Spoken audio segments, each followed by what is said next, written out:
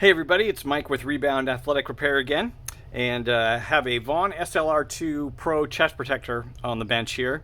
Client says he's been getting a lot of stingers on his blocker side bicep, so and asked us if we could add some padding to it to help with those, and of course we can. So I'm going to show you the quick and easy way to do it. It's actually a fairly simple project. You could actually do it to your own chest protector if you're having the same issues. And it doesn't require a lot of tools or a lot of skills. All you really need is some extra foam.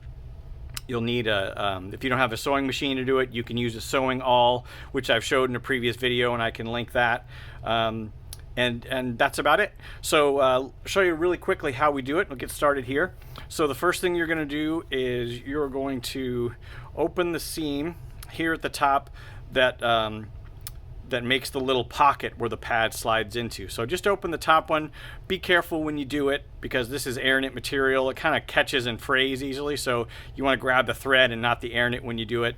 And then also what I like to do is I just like to put a line here where the seam was, so that when I sew it back, it's as close to the same place as the original seam as I can get it. So okay, so I've already done that.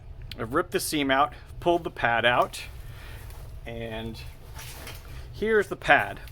It's actually in really good shape. This is a pretty beefy pad. So this is made of a couple layers of low density foam here. And there's plastic here on the inside. And then this was actually the backer piece that was behind it like this. So the whole pad was layered like that. So in some cases, what you'll find is this will be a piece of HD foam, thicker HD foam, no plastic, and then a cover piece. And sometimes it has this backing, sometimes it doesn't. On the SLR2 it does. So what we're going to do is we are going to take this piece, which was the backer piece, and I'm going to make a new one of these. Now this is about 1/4 inch thick, and to make it a little beefier, what I've got here is this is a 1/2 inch thick EVA open cell material. You can get this on the internet. I get mine at a shop called McMaster Car, and I'll put a link to where you can get it in the description. And all you do is you're just gonna use the old pad here, put it on, and I've got one of these, colored rollerball pens, and I just kind of use that on darker material to make a pattern. All right, and then what you'll do is you'll get a box cutter or a razor blade. The thing you have to really make sure of is this blade has to be really sharp. When you may have a really sharp blade, I'll show you here, it just kind of, it goes through the material really easily, and you can get a nice, there you go, you can get a nice clean seam to it. And of course, you want to get the pad as close to the original size as you can.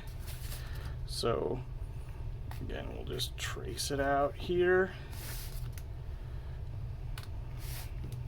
Curves are sometimes a little more tricky. And then obviously watch your backer. This is like a cut-proof backer board here. Oops, it didn't go all the way through.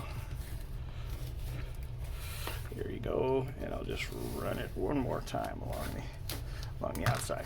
Okay, there you go. So that's about as close as I'm gonna get it. That's pretty good.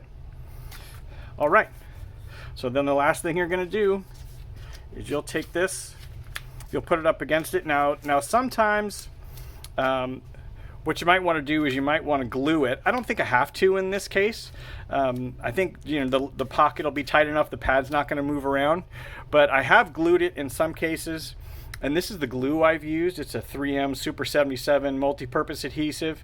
If you were to glue it, you would just take it, spray it on both sides, kind of wait a little bit until the glue cures and it starts to get a little tacky and bubbly, and then you'll just kind of put it right in place, hold it for a little bit, and then you're good to go. All right, so that's about it. So this is going to give them a ton of protection. I'm just going to slide this back into that pocket now, sew it up, and that's how you do it. So hope that helps you. If you have any questions, please feel free to leave them in the comments. And if you have any other videos you'd like to see, please leave those in the comments as well. Thanks a lot.